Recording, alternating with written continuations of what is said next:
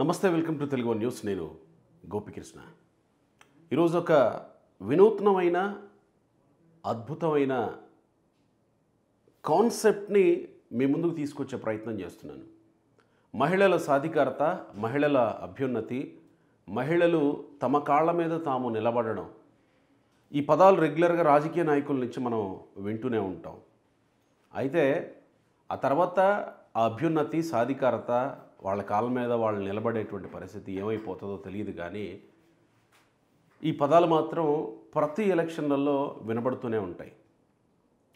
కానీ ఇది ఖచ్చితంగా అవసరం. బయట దేశాల్లో మాత్రం మహిళలు చాలా స్ఫూర్తివంతంగా ఉంటూ ఉంటారు. కానీ మన దేశంలో వచ్చేసరికి పురుషాధిక్య భారతదేశం అని అంటూ ఉంటాం. కాబట్టి పురుషాధిక్యత ఉన్నప్పటికీ కూడా మహిళలు ఏమాత్రం స్థైర్యం కోల్పోకుండా వాళ్ళ కాళ్ళ మీద వాళ్ళు నిలబడగలిగేటువంటి ఒక శక్తిని మహిళలకు ఇవ్వగలగడం చాలా అరుదైన విషయం, అవసరమైన విషయం. ఈ విషయాన్ని గుర్తించారు విదేశాల్లో ఉంటూ రషీదా గారు. రషీదా గారు ఆంధ్రప్రదేశ్కి చెందినటువంటి వ్యక్తి. గూడూరులో పుట్టి గూడూరులో పెరిగి కువైట్ ప్రభుత్వంలో హోమ్ మినిస్ట్రీలో పోలీసుగా ఉద్యోగం సాధించారు. ఇది సాధారణమైనటువంటి విషయం కాదు, చాలా అరుదైనటువంటి విషయం, ఎవరికి సాధారణంగా సాధ్యం కాని విషయం. రషీదా గారు మనతో ఉన్నారు. వారు విమెన్ ప్రైడ్ ఏపీ అనే ఒక గ్రూప్ని స్థాపించి మహిళా సాధికారత దిశగా, అంటే ఆంధ్రప్రదేశ్లో మహిళలు ఎదుర్కొనేటువంటి సమస్యలు, మహిళలకి పురోగతిలోకి తీసుకురావాలంటే ఏం చేయాలి, ఇలాంటి అంశాల మీద అధ్యయనం చేస్తూ అక్కడి నుంచి ఇక్కడున్నటువంటి మహిళలతో ఒక గ్రూప్ని క్రియేట్ చేసి దాన్ని ప్రభుత్వాల సాయంతో ముందుకు తీసుకెళ్లే దిశగా అడుగులు ముందుకేస్తూ ఉన్నారు. ముందుగా వారిని ఆహ్వానిద్దాం. రషీదా గారు మనతో ఉన్నారు, జాయిన్ అవుతున్నారు. రషీదా గారు నమస్కారం, స్వాగతం. నమస్తే అండి. నమస్తే. స్వాగతం. ఇలాంటి పదాలు చాలా తక్కువగా వినిపిస్తుంటాయేమో. నమస్కారం, స్వాగతం మీకు. థ్యాంక్ యూ అండి. కువైట్లో ఇలాంటి పదాలు తక్కువగా వినిపిస్తుంటాయేమో కదా మీకు? అట్లంతా ఏం లేదు. వినిపిస్తూ ఉంటాయి. యాక్చువల్లీ తక్కువగానే వినిపిస్తాయి. ఎగ్జాక్ట్లీ. నేను అన్నాను, చాలా అరుదైన విషయం కువైట్ ప్రభుత్వంలో మీరు పోలీసుగా ఉద్యోగం సంపాదించడం అని అంటే ఎట్లా సాధ్యమైంది? ఓ 2-3 లైన్స్లో బ్రీఫ్గా మనం చెప్పుకుందాం. మొదట ఎలా సాధ్యమైందంటే నేను వచ్చిన కొత్తల్లో మామూలుగానే బ్యూటీషియన్‌గా, సేల్స్ గర్ల్ లాగా ఇలా జాబ్ చేస్తూ వచ్చేదాన్ని. తర్వాత ఫోటోగ్రాఫింగ్ ఫీల్డ్‌లోకి వెళ్ళాను. ఫోటోగ్రాఫింగ్ ఫీల్డ్‌కి వెళ్ళిన తర్వాత వీఐపీస్ వాళ్ళు వీళ్ళు పరిచయం అవ్వటం జరిగింది. తర్వాత నాకు వాళ్ళు చెప్పడం జరిగింది. "రషీదా, నువ్వు ఒక్కతూరి మినిస్ట్రీకి అప్లై చేయొచ్చు గదా! నీకు జాబ్ ఏదన్నా వస్తుంది గదా! అంత టాలెంట్ ఉంది గదా!" అని చెప్పేవాళ్ళు. ఏంటి మినిస్ట్రీ అనేది నాకు ఐడియా వచ్చేది కాదు మొదట్లో. తర్వాత అర్థమైంది. ఓకే. మినిస్ట్రీలో అంటే గవర్నమెంట్ జాబ్ గదా! అంటే మనకి పింఛన్ వస్తుందా? ఇండియాలో లాగే గదా! అట్లా ఉంటుందా అనేది నాకు క్లారిటీగా ఉండేది గాదు. తర్వాత చివరికి ట్రై చేసేది మాత్రం జరిగింది. ట్రై చేశాను. 1 ఇయర్ టైం పట్టింది. చానా ప్రాసెస్ తీసుకున్నారు. చానా చానా తూర్లు పిలవటము, ఇంటర్వ్యూ జేయటము, టెస్ట్ జేయటము, ట్రైల్ ఇమ్మని జెప్పటము, ఏం వర్కొచ్చు, ఏంటి అనేది పెద్ద పెద్ద ఆఫీసర్స్ అందరూ కూర్చోవటము. అక్కడ ఒక డిఫరెంట్ వాతావరణాన్ని నేను చూశాను నేను. తర్వాత నేను సెలెక్ట్ అయ్యాను. జాబ్ లెటర్ ఇచ్చారు నాకు. మినిస్ట్రీకి వెళ్ళాను. అది మినిస్ట్రీ ఆఫ్ హోమ్ అంటే కోవిడ్‌ని కమాండ్ చేసేది మినిస్ట్రీ ఆఫ్ హోమ్ అది. అక్కడ నాకు పోలీస్‌గా జాకెట్ ఇచ్చి వాళ్ళు పోలీస్ అంటే యాక్చువల్లీ ఏందంటే పోలీస్ కార్డ్‌ని గూడా అది ఎవరైనా నార్మల్ పర్సన్స్ యేసుకుంటే వాళ్ళని అరెస్ట్ చేసేస్తారు. ఈ దేశం నుంచి బహిష్కరిస్తారు. అలాంటిది నాకు logo back side logo Covid police అని లోగో ఇచ్చి, మినిస్ట్రీ ఆఫ్ హోమ్‌లో జాబ్ చేస్తున్నానని లోగో ఇచ్చి నాకు ఆ జాకెట్ ఇవ్వటం జరిగింది. నాకు చాలా గర్వంగా అనుకుంటాను నేను. అసలు అంటే నేను అనుకోలేదండి. ఇలా యాజ్ ఎ ఇంత విమెన్ స్టేజ్‌కి వెళ్తానని. బట్ నాకు గాడ్ బ్లెస్సింగు. నేను పట్టుదలతోనే సాధిచ్చాను. ఇది చెయ్యాలి, ఎలా అయినా సాధిచ్చాలి. మనం ఏదన్నా మనం అనుకుంటే జరుగుతుంది అనే విధంగా నేను ప్రతి దగ్గర ప్రయత్నం చేశాను. వెళ్ళాలి, జాబ్ చెయ్యాలి, చెయ్యాలి, చెయ్యాలి అనే పట్టుదలే నన్ను ఇంత దూరం తెప్పించింది. యాజ్ ఎ విమెన్ ఇంత దూరం వెళ్ళడానికి ఎట్లా సాధ్యమైంది? మీ ధైర్యం ఏంటి? కువైట్‌కి వెళ్ళి జాబ్ చేసేంత ధైర్యం ఏంటి? ధైర్యం అంటే ఈ రోజుట్లో మనకు పిల్లల్ని పోషించేదానికి కొన్ని మనం పుట్టేటప్పుడు అంత అవగాహన లేకుండా తల్లిదండ్రులు పెంచుతారు. ఏదో మనం పెరిగిపోతాం అయిపోయింది. కానీ పెళ్ళైన తర్వాత సరైన అవగాహన లేని భర్తల్ని ఇలా పెళ్లి చేసుకోవటం వల్ల కొన్ని సమస్యలు ఎదురవుతాయన్నమాట. ఆ సమస్యలకి పిల్లల్ని పోషించుకోవాలి. ఏ మార్గం అయితే బావుంటుంది? ఎలా బతకాలి? ఈ దేశంలో వచ్చే సంపాదన నాకు చాలా తక్కువ సంపాదన ఎలాగో ప్రయత్నం చేసేదాన్ని. యాక్చువల్లీ నేను 10th వరకు చదివానప్పుడు. ఉమ్, తర్వాత ఓపెన్ యూనివర్సిటీలో డిగ్రీ చేసుకున్నాను. బ్యాచిలర్ ఆఫ్ కామర్స్ బీకామ్ చేశాను. తర్వాత నాకు నా చదువుకి అప్పుడుండే నా చదువుకి నా నా టాలెంట్ కి నాకు అంత జాబ్స్ వచ్చేది కాదు. నేను చాలా కష్టపడ్డాను ఇండియాలోనే ఉండి పిల్లలతో బతకాలి అని.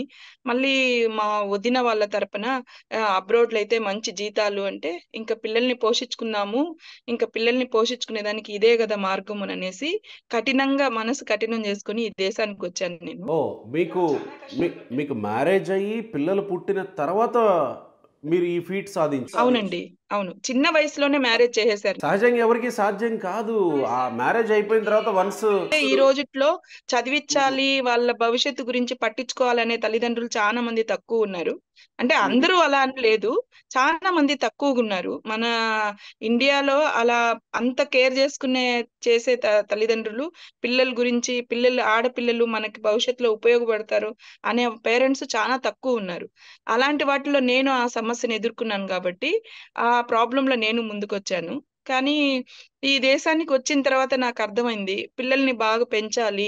పిల్లలే మన జీవితము. పిల్లల్ని మార్పు తెప్పిస్తే వాళ్ళ పిల్లల్ని మార్పు తెప్పిస్తారు. దీనివల్ల మన దేశానికి గూడా ఉపయోగపడుతుంది అననేది నాకు తర్వాతే అర్థమైందండి. ఆ కష్టంతోనే నేను ఈ దేశానికి రావటం జరిగింది.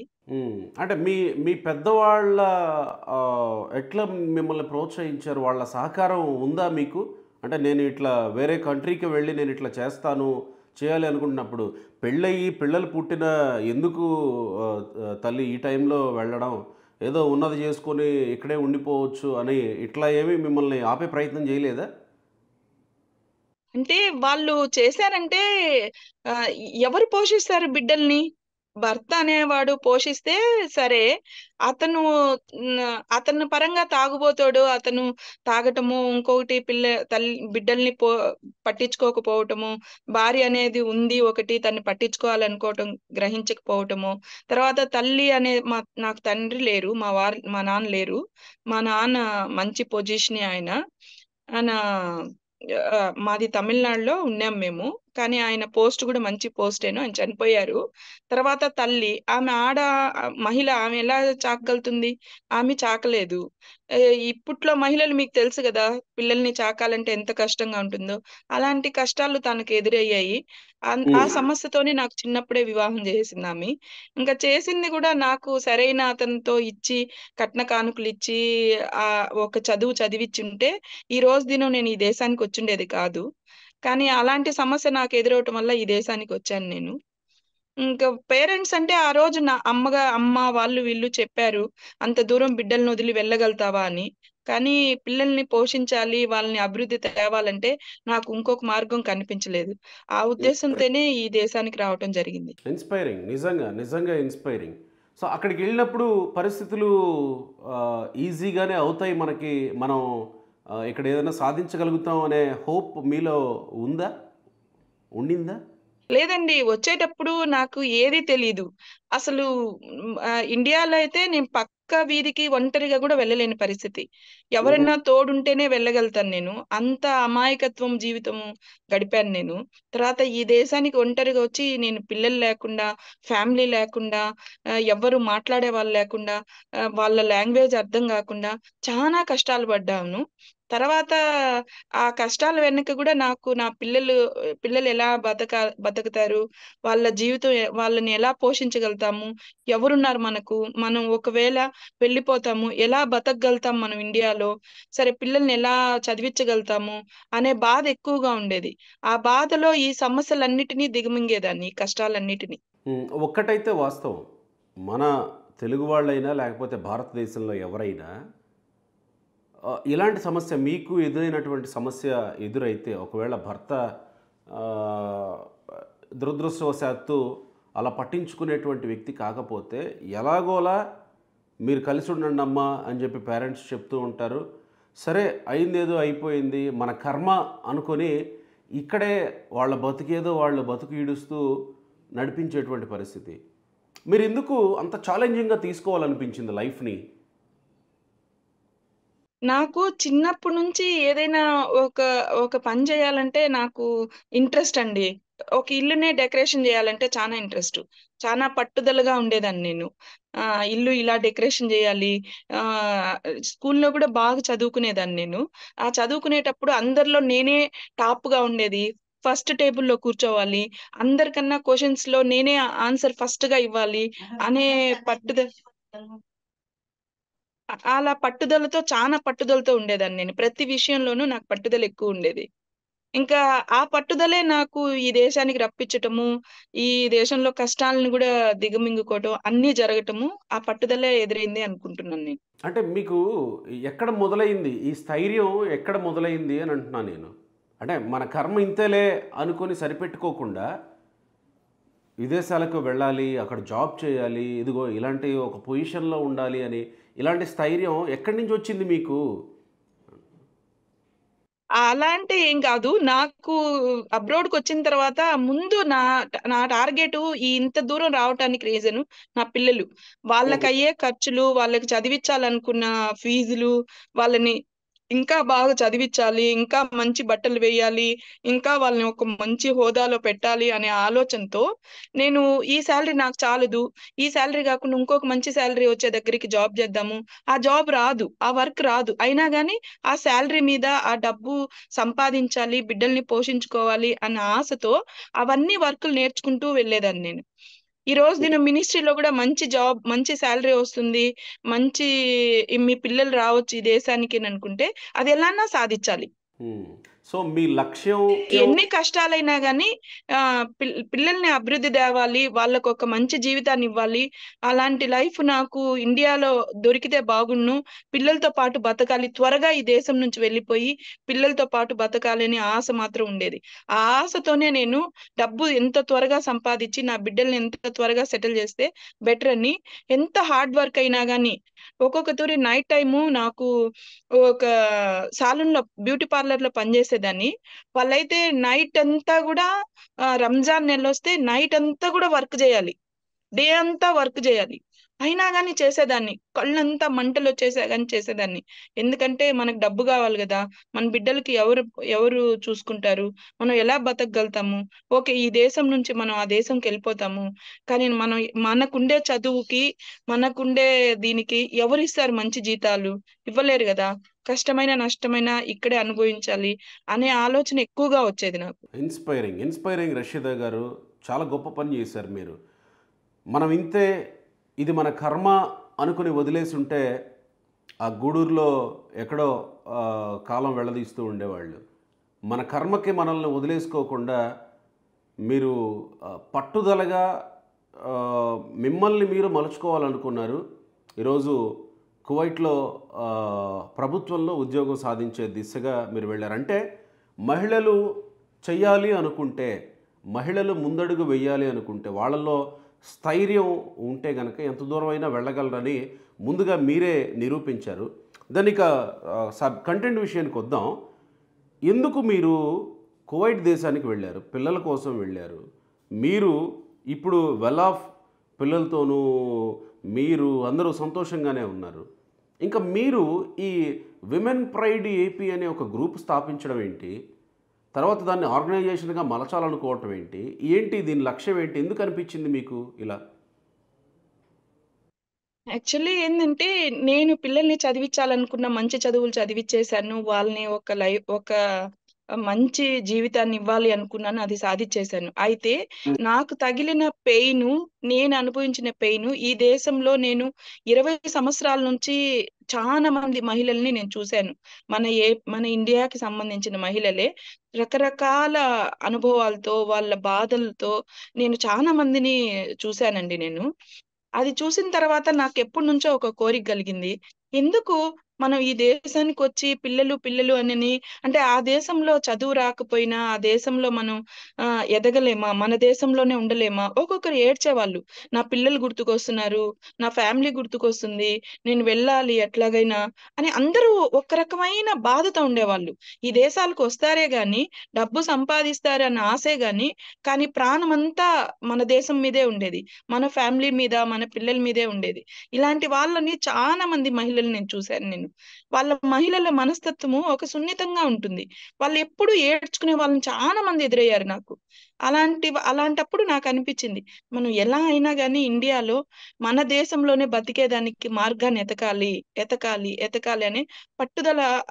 రోజు నాకు ఒక్కొక్కప్పుడు ఏదో ఒక విషయంలో ఏదో ఒక సమస్య ద్వారా మహిళలు ఎదురయ్యే వాళ్ళు, వాళ్ళ బాధలు చెప్పేవాళ్ళు.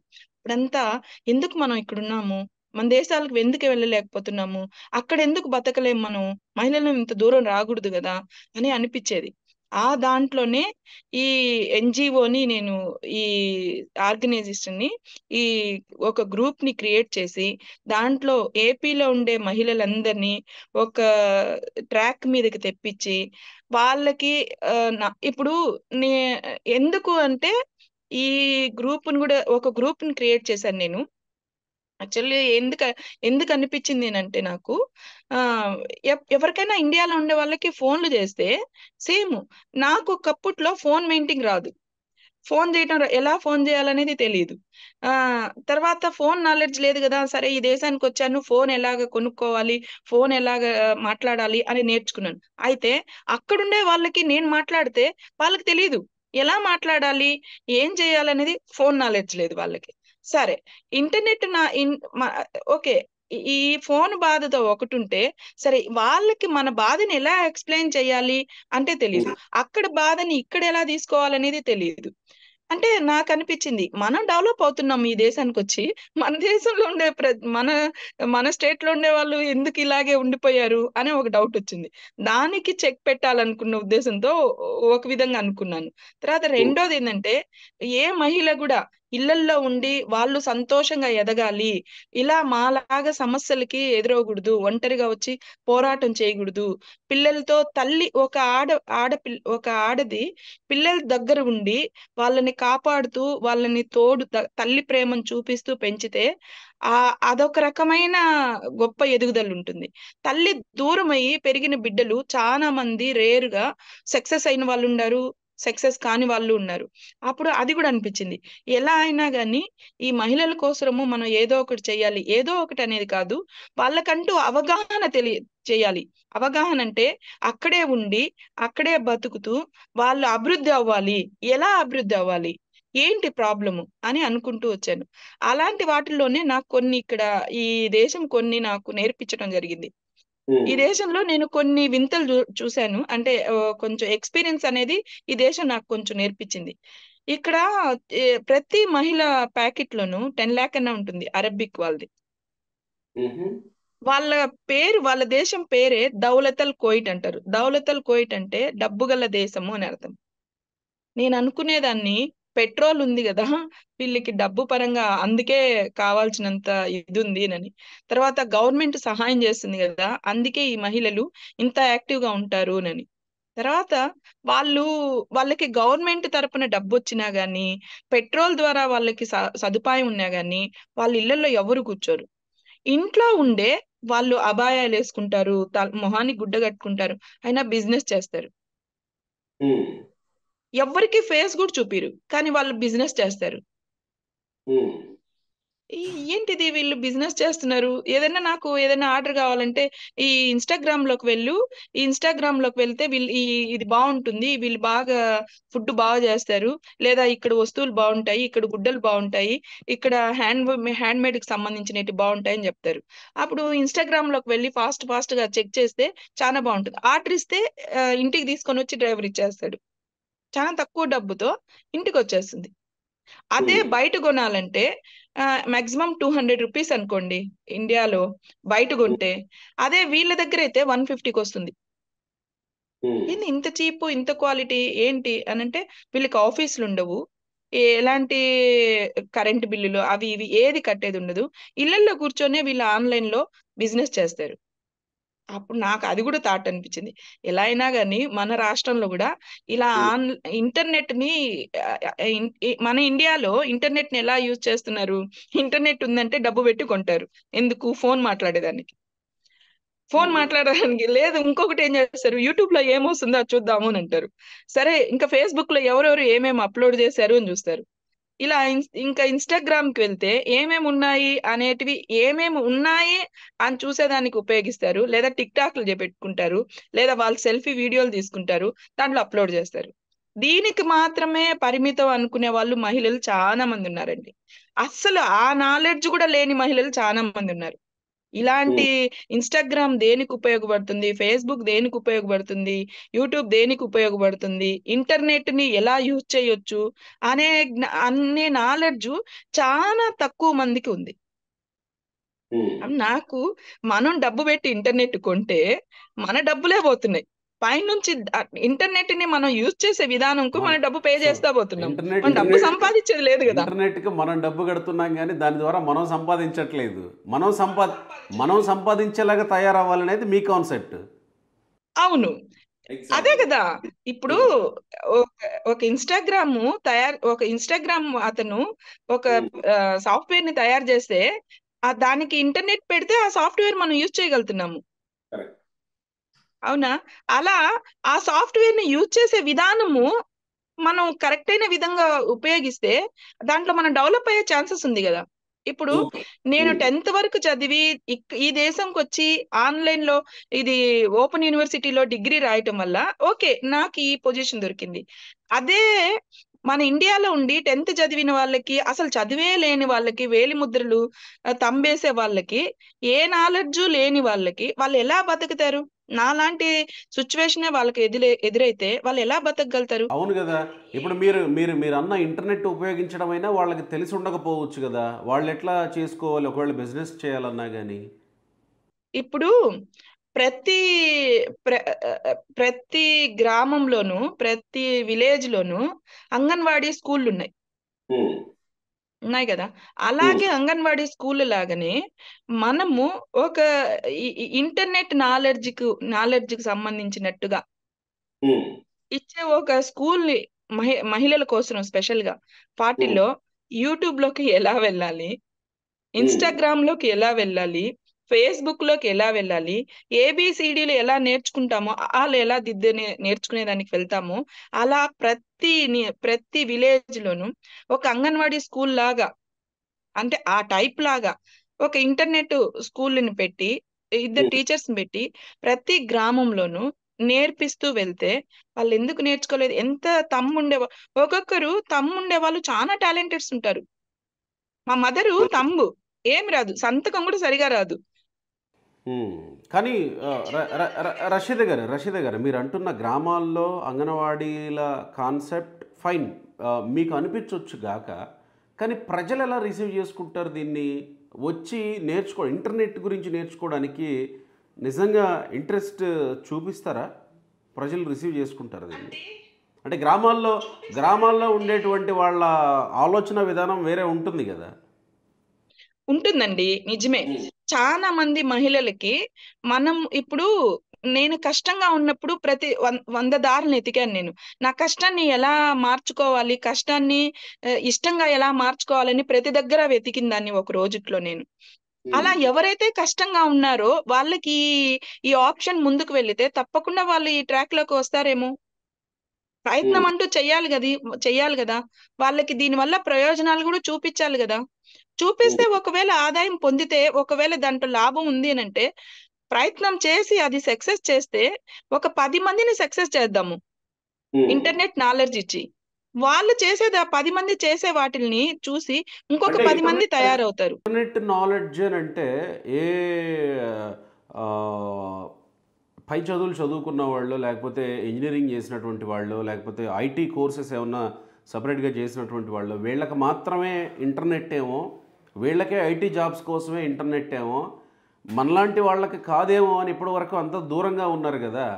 ఇప్పుడు గ్రామీణ ప్రజల్ని కూడా ఇంటర్నెట్కి దగ్గర చేస్తే దగ్గర అవుతారా? మీరు చెప్పినట్టే మీ మాటకే వస్తాము. ఇప్పుడు ఇంటర్నెట్ ఒక చదువుకున్న వాళ్ళకి మాత్రమేనంటే వాట్సాప్ అనే కాల్ ఉంది. ప్రతి ఒక్కరి ఫోన్ లోనూ వాట్సాప్ ఉంది. అవును. అవునా? అదైతే ఫ్రీ కాల్ అని అనుకుంటున్నాము. ఫ్రీ కాల్ అనుకునేసి వాట్సాప్ లోనే కాల్ చేస్తున్నాం మనం. ప్రతి మహిళ కూడా వాట్సాప్ లోనే కాల్ చేస్తుంది. నాకైతే ఇప్పుడు డైరెక్ట్ గా ఒక్కరు కూడా కాల్ చేయరు. అందరు వాట్సాప్ లోనే కాల్ చేస్తారు. అది ఎలా నేర్చుకోగలిగారు? అంటే అది ఫ్రీ, దానికి డబ్బు తక్కువ అవుతుంది, దానివల్ల మనకి లాభాలు ఉన్నాయని టక్కని వాట్సాప్ ని ఉపయోగిస్తున్నారు కదా. కానీ వాట్సాప్ యూజ్ చేసే వాళ్ళందరూ ఇంజనీర్లు కాదు కదా, డాక్టర్స్ కాదు కదా, ఐటీ డిపార్ట్మెంట్ కి సంబంధించిన వాళ్ళు కాదు కదా. లాజికే. వాళ్ళు ఎలా ఉపయోగిస్తున్నారు వాట్సాప్ ని? అంటే నేర్పిస్తే నేర్చుకోలేనిది అంటూ ఏమీ లేదు అని అంటారు. అది కన్ఫామ్ అండి. అది ఒకటి చెయ్యాలి అనుకున్న, ఒకటి చెయ్యాలి, దానివల్ల మనకు ఆదాయం ఉంది, దానివల్ల మనం ఎదగలుగుతాము అంటే తప్పకుండా ముందుకొచ్చే వాళ్ళు అందరూ ఉన్నారండి. రైట్. ఇక్కడ ఒక మాట ఏంటంటే, ఒకవేళ చదువుకున్న వాళ్ళు లేకపోతే ఇంట్రెస్ట్ ఉన్న వాళ్ళు వాళ్ళ ఇంట్రెస్ట్ ప్రకారం వెళ్ళి నేర్చుకుంటారు, అది వేరే విషయం. కానీ ఫ్యామిలీ సపోర్ట్ లేకుండా, లేకపోతే భర్తల సపోర్ట్ లేకుండా, లేకపోతే అమ్మ నాన్నల సపోర్ట్ లేకుండా కొంతమంది సఫర్ అవుతున్నటువంటి మహిళలు ఎవరైతే ఉంటారో వాళ్ళకి ఒకవేళ విడోస్ అయితే కనుక ప్రభుత్వాలు పెన్షన్ లాంటివి ఈ స్కీముల ద్వారా వాళ్ళకి ఇస్తూ ఉన్నాయి. లేదా వాళ్ళు ఏదన్నా చేయాలనుకుంటే పరిశ్రమలు, కుటీర పరిశ్రమల్లాగా లేకపోతే ఇంకేమైనా పెట్టుకోవాలనుకో వాళ్ళకి కొంత రాయితీతో కూడినటువంటి లోన్లు ఇచ్చి వాళ్ళని ప్రోత్సహిస్తూ ఉన్నాయి. ఇవన్నీ ప్రభుత్వాల మీద దాదాపుగా ఆధారపడేలాగా తయారు చేశారు కదా. పిల్లలకు కూడా కావాలనుకుంటే పిల్లల చదువుకు కావాల్సినటువంటి డబ్బులు కూడా ప్రభుత్వాలు ఇస్తున్నాయి కదా. వీళ్ళు మళ్ళీ ప్రత్యేకంగా ఆలోచించాలి, మనం ఏదో సాధించాలనేటువంటి ఆలోచన కలిగేలాగా ప్రభుత్వాలు చేయట్లేదు కదా. ప్రభుత్వాలు చేస్తున్నాయి కదా, ప్రభుత్వాలు చూసుకుంటున్నాయి కదా, మనకెందుకు లేని అనుకుంటారేమో కదా. కాదండి, అస్సలు మనము అక్కడే తప్పు చేస్తున్నాము. ప్రభుత్వం చేసేది చేస్తుంది, మనం చేసేది కూడా మనం చేయాలి. ఇప్పుడు నేను అదే ఆ కాన్సెప్ట్ మీదే నేను ఈ మార్గాన్ని ఎతికాను. ఎప్పుడు మనం ఇతరుల మీద ఆధారపడాలనే ప్రశ్న కన్నా మనంతట మనం ఎదగాలి అనే ఆలోచనతోనే నేను ఈ ఈ కొత్త పథకాన్ని, ఇది ఒక కొత్త మార్గాన్ని ఎతికానండి. ఇది ఏంటంటే, నా కాన్సెప్ట్ ఏంటంటే, ఓకే మీరు చెప్తుండేది ప్రభుత్వం ప్రభుత్వం అనేది పక్కన పెడదాము. ఇప్పుడు నేను అనుకునేది చెప్తాను. ఇది చెప్పిన తర్వాత ప్రభుత్వం ద్వారా మనకి సహాయం అవసరమా, లేదా మనంతట మనం ఎదగలుగుతాం అనేది ఒక ఒపీనియన్ వస్తుంది. నేను మీరు ఇచ్చిన క్వశ్చన్ కి ఆన్సర్ ఫస్ట్ నేను చెప్పాలనుకుని చెప్తాను. నెక్స్ట్ తర్వాత ప్రభుత్వం గురించి మాట్లాడదాము.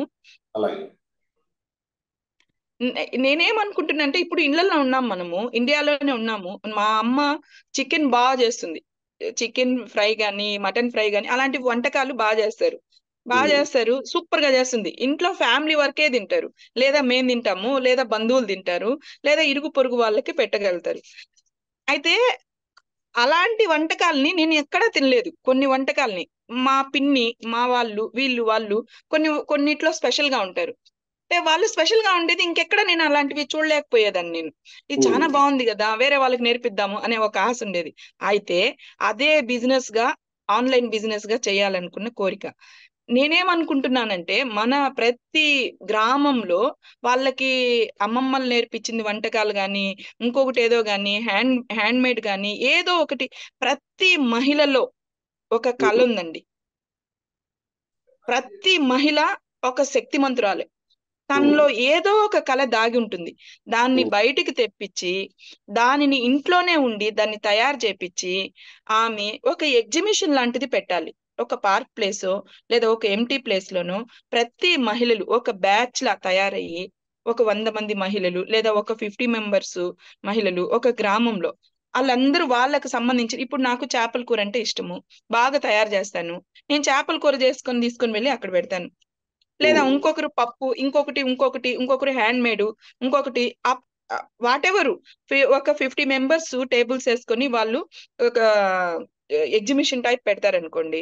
ఆ ఎగ్జిబిషన్ ని మనము ఆన్లైన్ లో ఎక్స్పీరియన్స్ ఉండే ఇన్స్టాగ్రామ్, ఫేస్బుక్, యూట్యూబ్ వీటిల్లో ఎక్స్పీరియన్స్ ఉండేదాన్ని ఒక కార్డ్ తయారు చేపించుకొని, విజిటింగ్ కార్డు, దాని మీద మన నేము, మన మన మన ఐడీలు, అదే ఫేస్బుక్ ఐడి, ఇన్స్టాగ్రామ్ ఐడి, తర్వాత యూట్యూబ్ ఐడి పెట్టుకొని, ఫోన్ నెంబర్ పెట్టి, కార్డ్స్ ని విజిటింగ్ కార్డ్స్ ని పెట్టుకొని ప్రతి దగ్గర ఇక్కడ అలాగే చేస్తారండి. ఇక్కడ అలాగే చేస్తారు.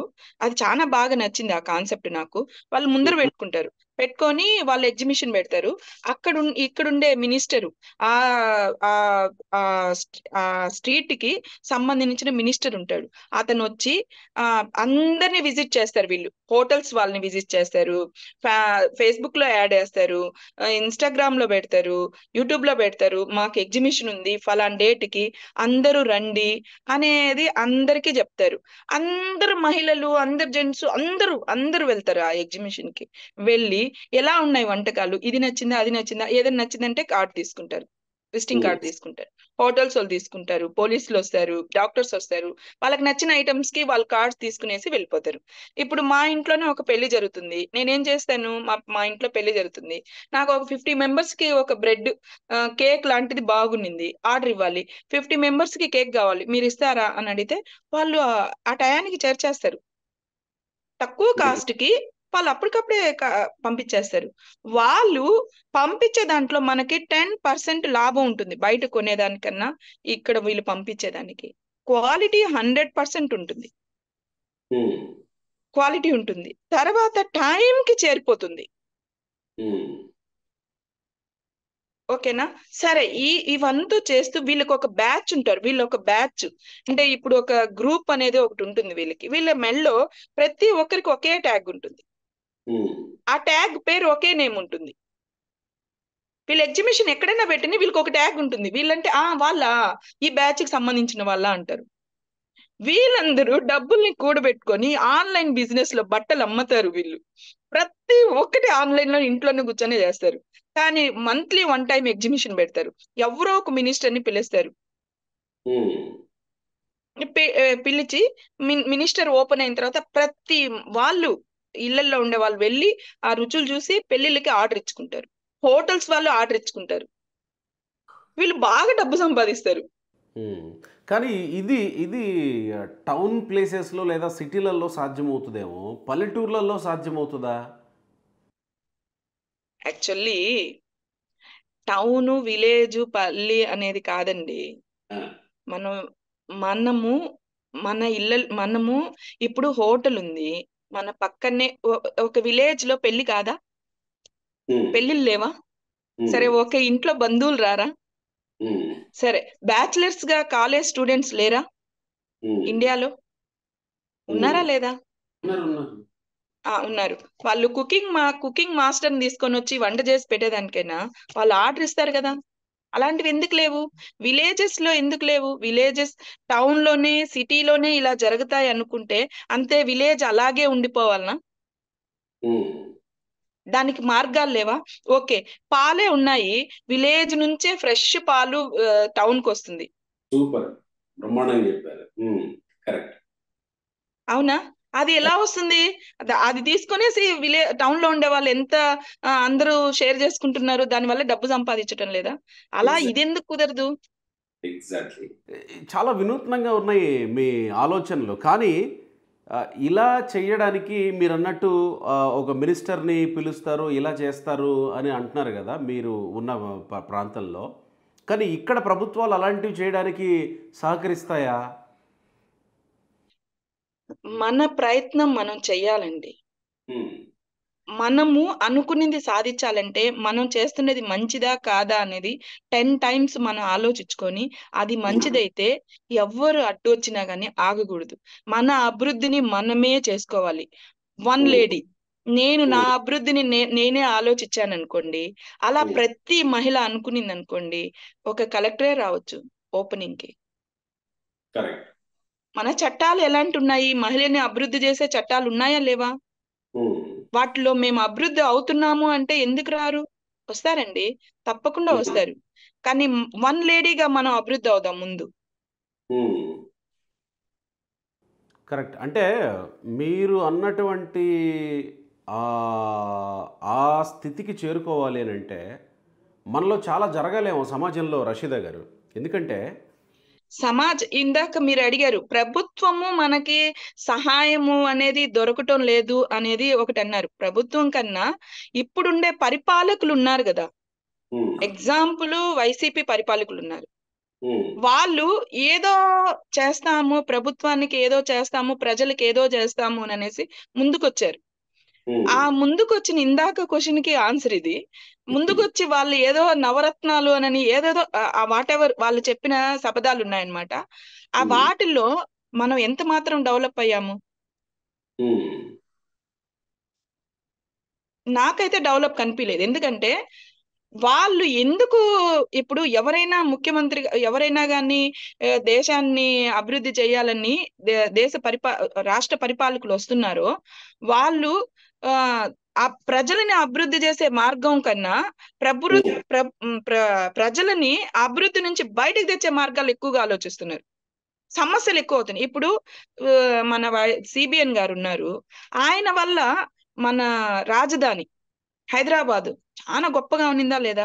దాంట్లో ఐటీ పరిశ్రమ గాని, ప్రతి ఒక్కటి స్కిల్ డెవలప్మెంట్ గాని చాలా చేశారు ఆయన. ఆయన వల్ల చాలా డెవలప్ అయినాం మనం. తర్వాత అమరావతి అని పెట్టాడు, ఆయన డెవలప్ చేయాలనుకున్నాడు, చాలా చేశాడు పాపం. నేను ఉమ్, ఆయన గురించి మా మా బంధువులు, మా మామయ్య ఉన్నారు, ఆయన చిన్నప్పటి నుంచి ఒక విజనరీ లీడర్ అన్నమాట. ఆయన చిన్నప్పటి నుంచి ఆయన కథ విన్నాను నేను. ఆయన చాలా పట్టుదల గల వ్యక్తి అని, ఇలాగే ఆలోచించేది, ఇలాగే అభివృద్ధి మార్గం ఎలా ఉంటుందని వెళ్ళే టైప్ అని నేను విన్నాను అతని గురించి. కానీ వినటమే కాదు, నేను కల్లారా చూసింది కూడా ఏంటంటే, ఆయన ఏదైనా గాని అలాంటి ప్రయత్నాలే చూస్తున్నారు, అలాంటి పథకాలనే ముందుకు తెస్తున్నాడు. ఉమ్. ఇలాంటి ప్రజా పరిపాలకులు ఉంటే ప్రభుత్వం ఎలా అయినా సపోర్ట్ చేస్తుంది ప్రజలకి అనేది ఒక ఆశ. అంటే బేసిక్గా చాలామంది చెప్తుంటారు చంద్రబాబు నాయుడు గురించి, ఏదన్నా కొత్త ఇన్నోవేటివ్గా ఎవరన్నా ఆలోచిస్తే గనక దాన్ని ముందుకు తీసుకెళ్ళడానికి, ఒకవేళ అది ప్రజలకు ఉపయోగపడుతుంది అనుకుంటే గనక ఇప్పుడున్న పరిస్థితి కంటే అడ్వాన్స్గా ఎవరైనా ఆలోచిస్తే ఆయన డెఫినెట్గా ముందుకు వస్తారు అవి చేయడానికి అని. సో మీ ఆలోచనని చంద్రబాబు నాయుడు లాంటి వ్యక్తులు దగ్గరికి తీసుకెళ్ళాలనుకుంటున్నారా? జగన్మోహన్ రెడ్డి లాంటి వ్యక్తుల దగ్గరికి తీసుకెళ్ళాలనుకుంటున్నారా? ఒకవేళ మీకు సపోర్ట్ కావాలని మీరు అన్నారు కదా మొదట్లో, అంగన్వాడీ లాంటి స్కూళ్ళల్లో ఇలా పెడితే బాగుంటుంది, అందరికీ ఒక అవేర్నెస్ వస్తుంది అని అన్నారు కదా. సో ఎవరైతే బాగుంటుందని మీరు అనుకుంటున్నారు, మీకేమన్నా అనిపించిందా? తప్పకుండా అవగాహన ఉంటుంది. ఇంత పెద్ద టార్గెట్ పెట్టుకున్నప్పుడు తప్పకుండా ఆలోచిస్తాం కదా, మన రాష్ట్రంలో పరిపాలకులు ఎలా ఉన్నారు, ఎవరితో మనము పరిచయం అయితే బాగుంటుంది, ఎవరి సలహా తీసుకొని ఎవరి సపోర్ట్ తో మనం ముందుకెళ్తే అనేది ఉంటుంది, కన్ఫామ్ గా ఉండాలి. లేకపోతే ఇంత నాన్ గవర్నమెంట్ ఆర్గనైజేషన్ ని ఎలా నడపాలి అనుకుంటాము? తప్పకుండా వాళ్ళ సహాయం కావాలంటే నా వంతు ఏంటంటే, ఏ ఎక్స్పీరియన్స్ అనేది ఉందని చెప్పి మనం వైఎస్ఆర్సీపీ జగన్ గారి దగ్గరికి వెళ్ళి నేను సపోర్ట్ అడగగలుగుతాను? అంటే ఆయన ఆయన ఆయన ఆయనకి ప్రజల కష్ట నష్టాలు ముందు నుంచి తెలుసా? అదేంటండి తెలియకపోతే, లేకపోతే జగన్మోహన్ రెడ్డిని నమ్మకపోతే 151 సీట్స్ ఎలా ఇచ్చారు ప్రజలు? ప్రజలు, నాకు తెలిస్తే ప్రజలు అమాయకులండి. ప్రజలు మంచి వాళ్ళు.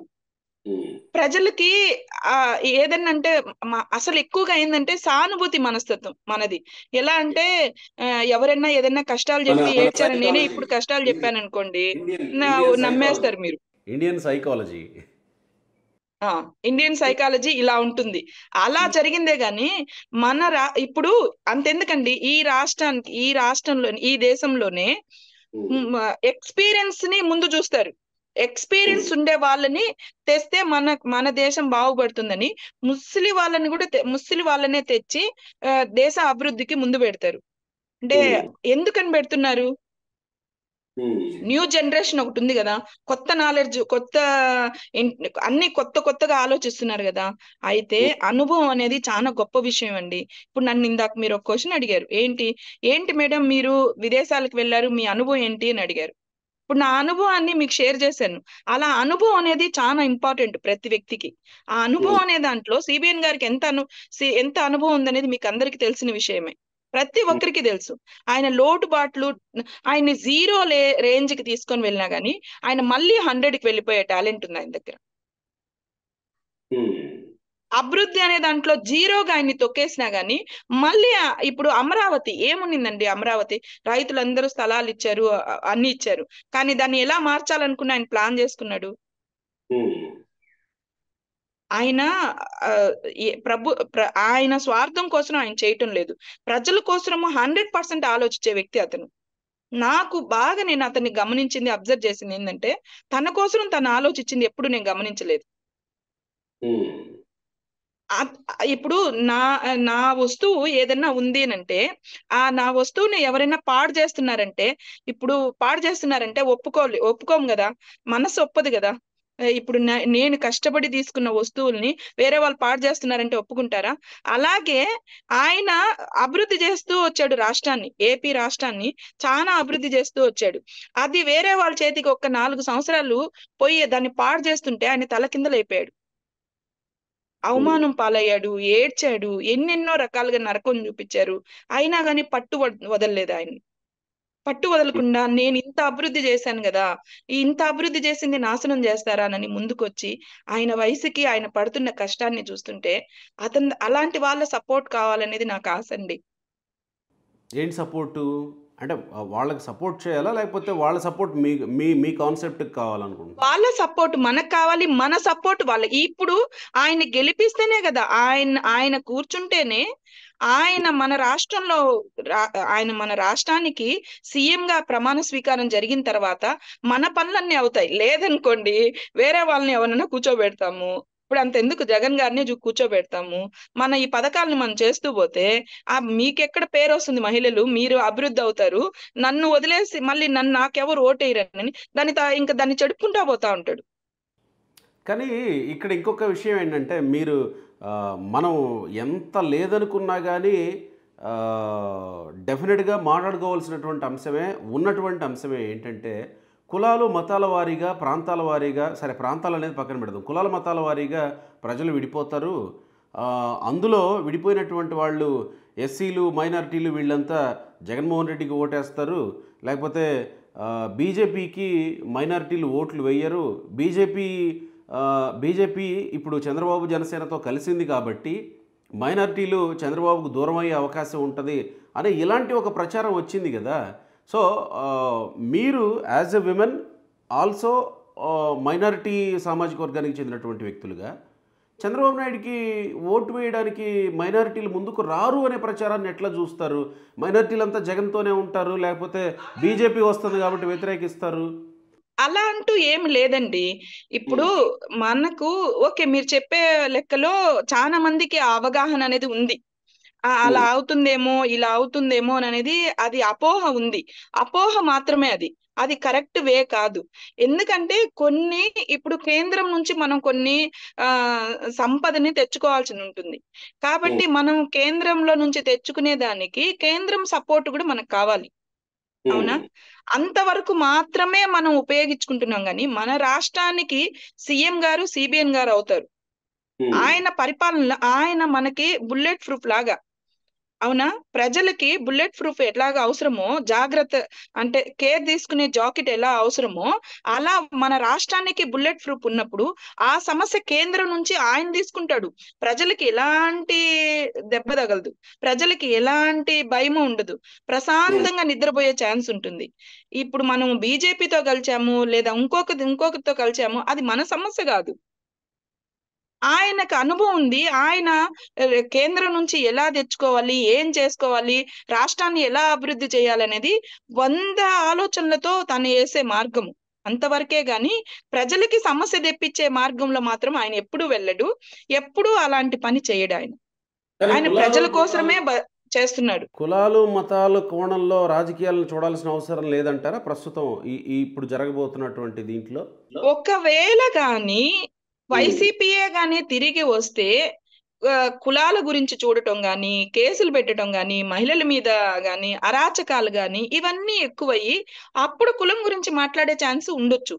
కానీ ఇప్పుడు కులం గురించి ఈ సిబిఎన్ గారు వస్తే ఎప్పుడు కుల గొడవలు గాని ఇంకొకటి గొడవలు గాని ఎప్పుడు రాలేదు. ఆయన ఒక్క సంవత్సరం సీఎం కాదు కదా, ఆయన ఎన్ని సంవత్సరాలు సీఎం గా పరిపాలించారు? ఎప్పుడు కుల గొడవలు ఎప్పుడు రాలేదు. కాబట్టి అలాంటివి రావు అనేది నాకు పక్కా నమ్మకం. కానీ ఈయన వైఎస్ఆర్ సిపి వల్ల ఏదైనా అక్కడక్కడ సృష్టిస్తే తప్పినుంచి కరెక్ట్ గా ఆయన సీఎం అయితే మాత్రం అలాంటి గొడవలు, అలాంటి సమస్యలు, అలాంటి ఆలోచన ప్రజలకు రానే రాదు. మీరేమన్నా టీడీపీ నాయకులా లేకపోతే టీడీపీ అభిమానులా, చంద్రబాబు నాయుడు అభిమానులా?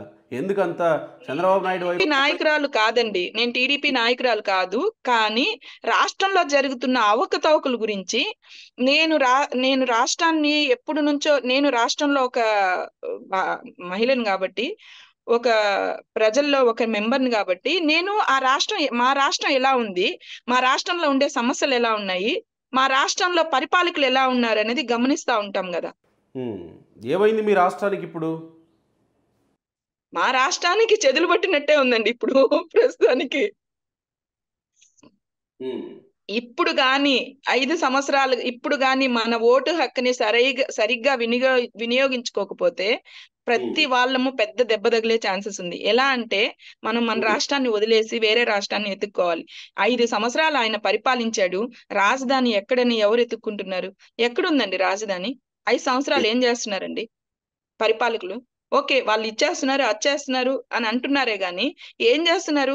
రాజధాని అనేది మన రాష్ట్రానికి ఎంత ముఖ్యమైన పార్ట్ అది, అవునా కాదా? అక్కడ ఉండేటువంటి తెలుగు పీపుల్తో మీరు మాట్లాడుతూ ఉంటారా? కువైట్లో ఉండేటువంటి తెలుగు పీపుల్తో? నేను చాలా మందితో మాట్లాడుతూ ఉంటానండి. యాక్చువల్లీ నా నెంబర్ కోసం చాలా మంది అడుగుతూ ఉంటారు. మినిస్ట్రీలో జాబ్ చేస్తా ఉంటావు కదా మీరు, మేడం మీ నెంబర్ ఇస్తారా, మాకు ఏదైనా సమస్య అయితే మమ్మల్ని కాపాడేదానికేనని. ఇంకా ఒక ఎగ్జాంపుల్ చెప్తానండి. ఒక కేసు కోయిట్లో ఒక ప్రాబ్లం ఎదురైంది. దాని డీటెయిల్స్ నేను చెప్పను. ఒక ప్రాబ్లం ఎదురైపోయి ఒక వ్యక్తి చనిపోయాడు. చనిపోతే ఆ వ్యక్తి కోసము వైసీపీ పరిపాలన ఉంది. వైసీపీది జరుగుతుంది. 2 years బ్యాక్ వైసీపీ పరిపాలన జరుగుతా ఉంది. కానీ వాళ్ళు ప్రతి దగ్గర ప్రయత్నం చేశారు వాళ్ళ బాడీని ఇండియాకు పంపించేదానికి.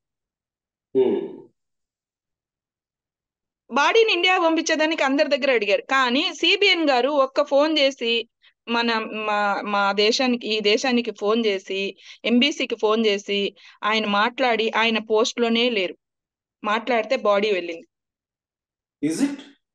సీరియస్, ఇది నా రియలైజ్, నేను వాస్తవం చెప్తున్నాను. నేను ఎలా జరిగింది అది అంటే, వైసీపీ పరిపాలనలో సిబిఎన్ గారు ఎందుకు దీంట్లో ఎంటర్ అవ్వాలి? ఎందుకు అంత హెల్ప్ చేయాలి?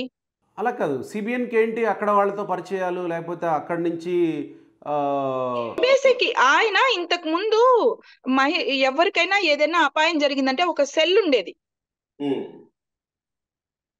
ఆ సెల్ ద్వారా ఏ అపాయం జరిగినా గానీ ఆ సెల్ వాళ్ళని కవర్ చేస్తా వచ్చేది. ఆ క్యాడర్ లోనే బాబు గారు మళ్ళీ ఎంటర్ అయ్యి ఇలా చేసి హెల్ప్ చేసి బాడీని పంపించారు.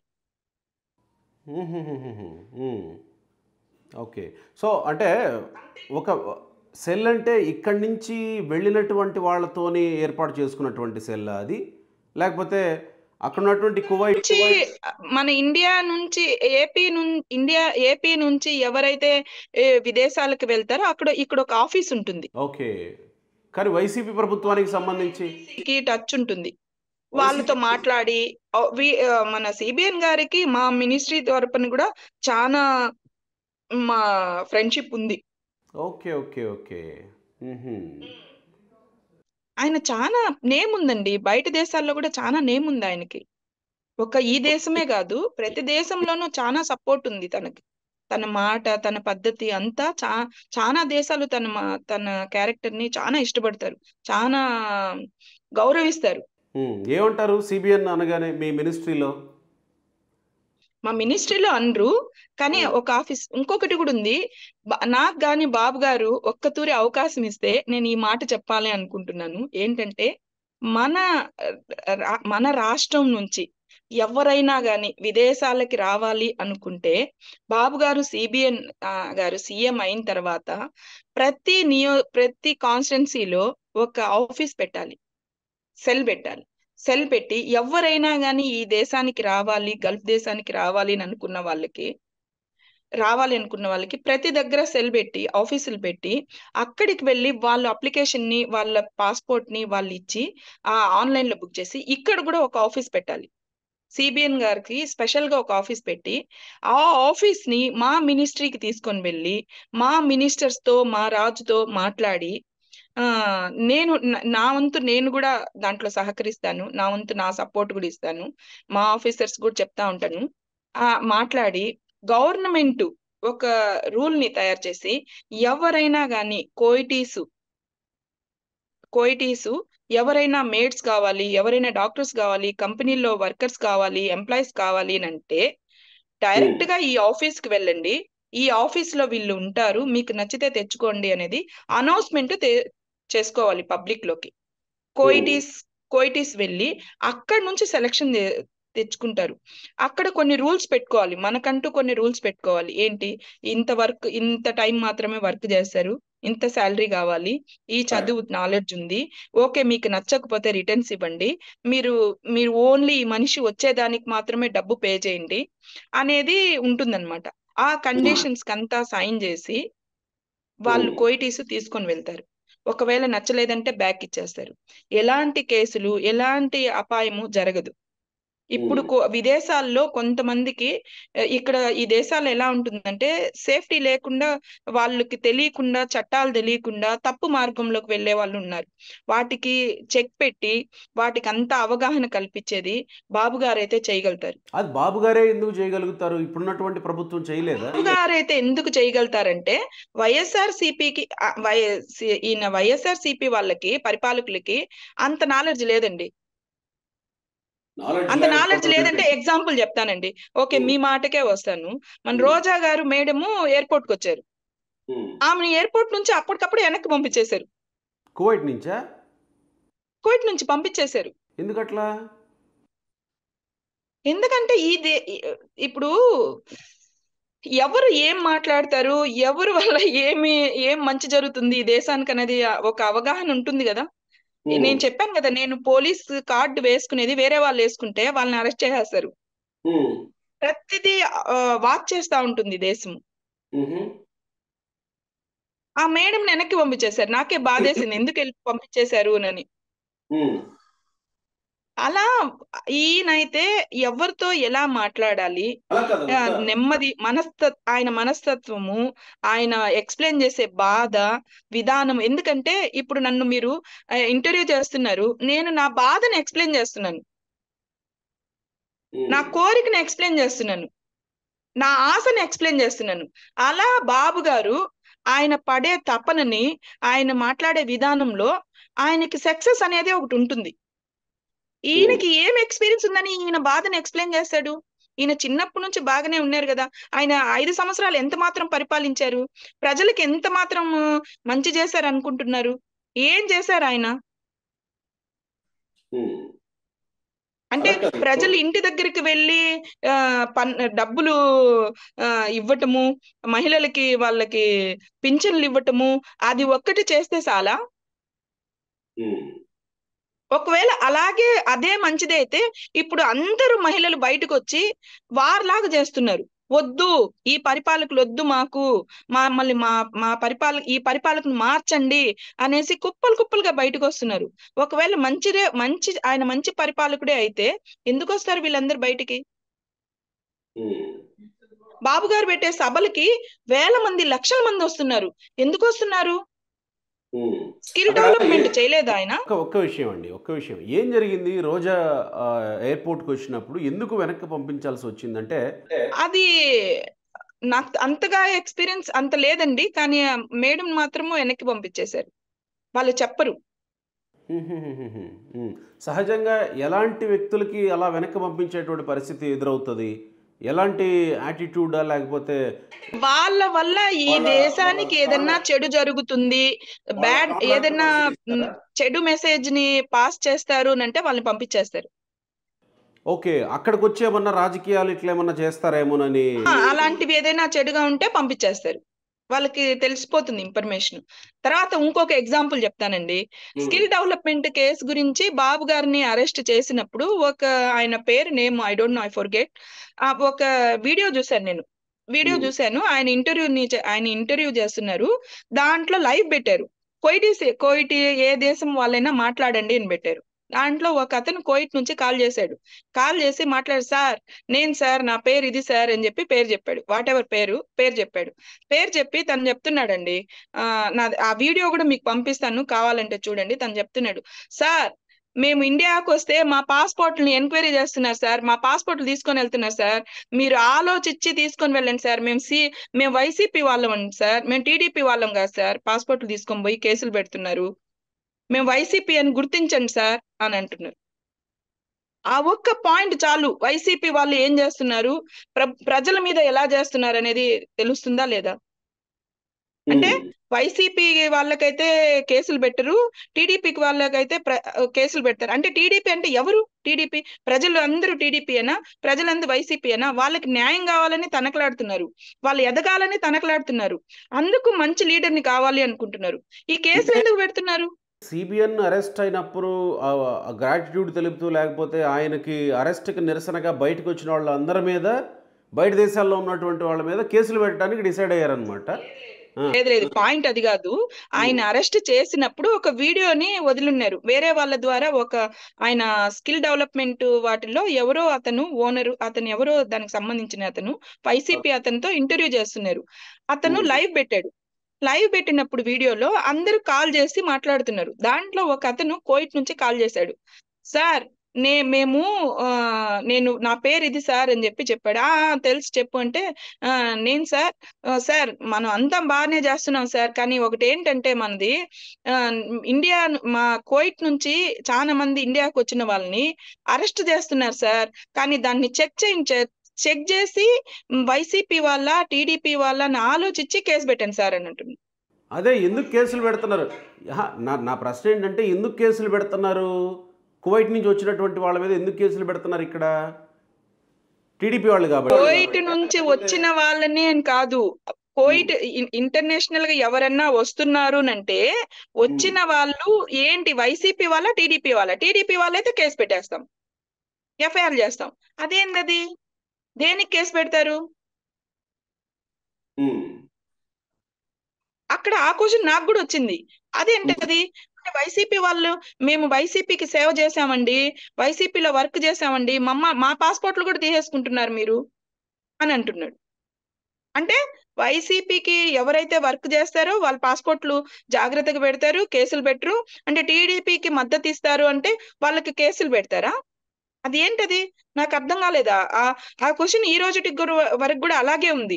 కానీ దాన్ని ఎవరు ఆ బిట్ని పబ్లిక్ లోకి రానియకుండా అది ఎందుకు ఇదైందో నాకైతే తెలీదు. మీకు ఆ వీడియోని పెడతాను చూడండి, దానికి నాకు ఆన్సరు. రషీద గారు, నా ప్రశ్న ఏంటంటే, ఇక్కడ ఇప్పుడు యష్ బొద్దులూరి అని ఒక కుర్రాడు యూకేలోనో యుఎస్లోనో ఉంటాడు. తను ఎయిర్పోర్ట్కి వచ్చినప్పుడు తన ఎయిర్పోర్ట్ నుంచే లిఫ్ట్ చేశారు సిఐడి ఆఫీసర్స్, అక్కడి నుంచి పోలీసులు లిఫ్ట్ చేసేసారు.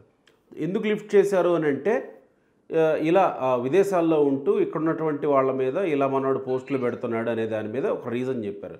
నా ప్రశ్న ఏంటంటే, ఇక్కడ అలాంటి వ్యక్తుల్ని అరెస్ట్ చేశారు, లేకపోతే పాస్పోర్ట్ తీసుకున్నారు అని అంటే దానికి ఒక కారణం ఉంది. అలాంటి వ్యక్తులు కాదండి, అలాంటి వ్యక్తులు కాదు, నార్మల్ గానే దానికి ఒక కారణం ఉంది. నార్మల్ పీపుల్ని కూడా టీడీపీ సానుభూతి పరులు అని అంటే చాలు అరెస్ట్ చేసే పరిస్థితి ఉందా? అంతే. టీడీపీ అన్న ఒక పదం వాళ్ళు వింటే వాళ్ళని ఎలా అయినా అరెస్ట్ చేయాలి, ఎలా అయినా ఎఫ్ఐఆర్ వేయాలి. ఇది 100% మన రాష్ట్రంలో జరుగుతున్న అన్యాయం. ఇది మహిళల మీద అసలు మీరు అనుకుంటున్నారండి, ఒక సెక్షన్ ని ఒక మనిషి మీద, సరే మేమందరము నేను కూడా అనుకోండి గెలిపించి సిబిఎన్ ని, ఓకే మీరు చెప్తున్నట్టుగా వైసీపీని గెలిపించాము, అన్ని సీట్ల మెజార్టీతో అతను వచ్చాడు.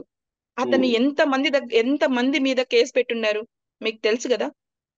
ఒక్క తూరి ఎంక్వైరీ చేయండి, ఎంత మంది మహిళలను చూడటం లేదు. ఒక్కొక్కరి మీద 20 కేసులు, 10 కేసులు, 30 కేసులు ఉన్నాయండి. ఇదేంటండి ఇది?